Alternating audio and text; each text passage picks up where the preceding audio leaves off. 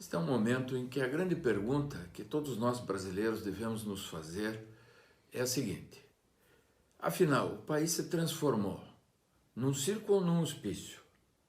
Circo seria se tivéssemos uma grande lona nesses 8 milhões e 500 mil quilômetros quadrados, e isso é impossível. Também não temos grandes muros para que pudéssemos tratar como hospício. Mas o comportamento do Supremo Tribunal Federal e o comportamento de uma enorme parcela da classe política brasileira nos faz duvidar de que não seja um circo ou um hospício. Eu ouvi com atenção o jurista Ives Gandara Martins, que, na minha opinião, é o jurista mais importante deste país nesse momento histórico. E disse o professor Gandara Martins: o Supremo Tribunal Federal se transformou num grande partido político. Não sei se é um grande partido político, mas a discussão de ontem entre Mendes e Barroso, aqueles dois senhores que ocupam a condição de ministro, poderia ter sido travada num botequim. E eles poderiam ter se tramado a unhadas e beliscões se eles não estivessem votando no modo remoto, se não estivessem na rede social. O fato é que o Brasil vive uma situação sui generis. Ninguém mais pode acusar Lula da Silva, o indigitado, de criminoso. Por quê? Porque depois de ter sido condenado por três diferentes instâncias, por um tribunal de primeiro grau, por um tribunal de segundo grau e posteriormente pelo Superior Tribunal de Justiça, o ministro Fachin entendeu, provocado pelos advogados de Lula da Silva, que o juiz da primeira instância não teria competência, a 13ª vara criminal aqui da Justiça Federal não seria competente. Bom, só para lembrar, os advogados de Lula da Silva fazem o seu papel. Advogado de criminoso é assim mesmo, ou de criminoso em tese agora, né? Por quê? Porque os advogados vão buscando nos processos furos, problemas, etc., sem perquirir a grande questão, qual seja a inocência ou não do em tese criminoso. O Gilmar Mendes, mesmo essa semana, o Gilmar, para quem não esquece que é o Gilmar, o Gilmar Mendes, essa semana, disse o seguinte: olha, ninguém inocentou Lula da Silva. Nós só conseguimos, aqueles que votam nele e perseguem essa condição de torná-lo presidenciável, nós só conseguimos, porque ele mesmo, Gilmar, disse ontem para o outro, o Barrosito, você perdeu, como se ministro fosse pago pela nação, pago pelo suor do povo brasileiro, para ficar fazendo disputa lá de você ganhou, eu perdi. Não é jogo de palito, é Supremo Tribunal Federal. Então um apontou o dedo, agora você perdeu. Ora, o Brasil não merece esse comportamento. O Brasil não merece que se eventualmente possa votar num cidadão que não sabemos se é culpado ou inocente. Claro que cada um de nós, no seu fórum íntimo, tem sua opinião. Eu tenho a minha. E esse é um momento para lembrar, sabe de quem? De Dante. É para lembrar das sábias palavras de Dante. Dante escreveu que o fogo do inferno, mas o mais alto, mas o mais forte, o que mais queima, está reservado para aqueles que não têm posição, que não se posicionam. Este é um momento que o Brasil exige de cada brasileiro, e eu não quero parafrasear aqui John Kennedy, porque seria muito piegas, mas é um momento que o Brasil exige de cada brasileiro posição.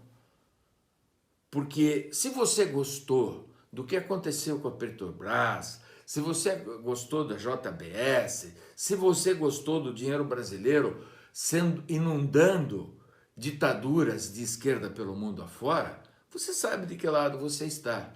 Você vai votar por Lula da Silva, você vai votar para aquilo que o Supremo Tribunal Federal conseguiu fazer com os brasileiros, emparedá-los entre uma situação de votar num, eu não sei se inocente ou culpado, porque nem os ministros que derrubaram as decisões da Lava Jato consideram-no, como disse o seu Gilmar Mendes, inocente.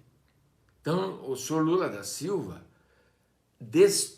para que o senhor Lula da Silva se transformasse candidato outra vez, não houve nenhum pejo. Eles desconstruíram a justiça brasileira, desmoralizaram a justiça brasileira, transformaram a nossa justiça numa justiça sem credibilidade, porque não é possível que essa justiça submeta um cidadão sob a justificativa que ele é cleptocrata, gaturana.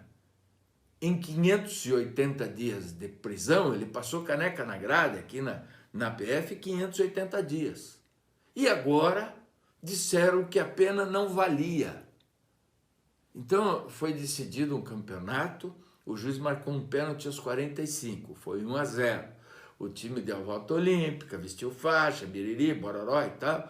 Daí o STJD de uma federação qualquer, com um sujeito que nunca foi juiz na vida, sempre foi advogado e sempre teve lado como tal, advogado tem que ter lado, foi transformado no árbitro. E depois de vários anos ele foi lá e disse, não foi pênalti, e o jogo foi 0-0. É claro, eu estou utilizando uma linguagem metafórica para ridicularizar ainda mais aquilo que aconteceu no meu país. Mas vamos para uma eleição, as coisas estão polarizadas. Não imagine que esse pessoal do meião aí, centrão e tal, que vai queimar mais do que nunca no fogo do inferno, porque não tem lado, vai conseguir mudar o rumo daquilo que está já demarcado. A eleição de 22 vai ter Lula da Silva de um lado e Bolsonaro de outro lado. O Supremo Tribunal Federal, que virou partido político, segundo Ives Granda Martins, conduziu para isso, levou para isso.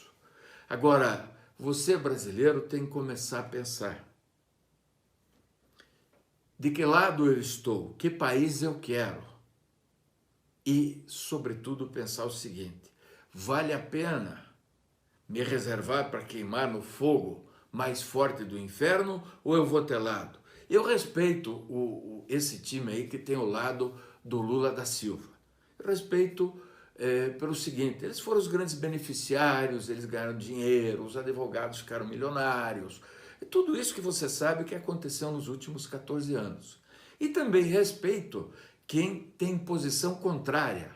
Claro que você sabe qual é a minha, e sabe há muito tempo, porque eu a assumo com os riscos que ela representa para mim e para os meus. Porque não é fácil ter lado, é difícil, mas de qualquer maneira, quem tem lado tem obrigação de espremer os frouxos, tem obrigação de espremer essa turma que fica no centro e que se faz de malandro agulha para ver por onde que entra o fio no buraco. Chega de apoiar malandro. Se o cara é de esquerda, não tem problema nenhum. Eles também apanharam bastante. Se o cara é de direita, também não tem problema nenhum, porque apanha e apanha muito, e eu sei disso. Agora está na hora de cada um de nós claramente tomar seu lado, sua posição e não respeitar aqueles que desconstroem o Estado brasileiro. Aqueles que transformam as grandes instituições em partidos políticos, em palanques partidários para seus interesses. Como diria o grande Leonel Brizola, grande porque, apesar de discordar de tudo o que ele pregava, eu respeito sua capacidade histórica de luta. E ele falava, seus interesses, era dessa forma que ele falava. E essa maioria que está aí só trata dos seus interesses, não trata do interesse do país, do interesse do cidadão, da educação, da saúde e do bem-estar geral. Trata, sim, do seu projeto político partidário e do seu bolso. Essa gente merece apanhar em praça pública. É essa a grande verdade e o meu recado do dia de hoje.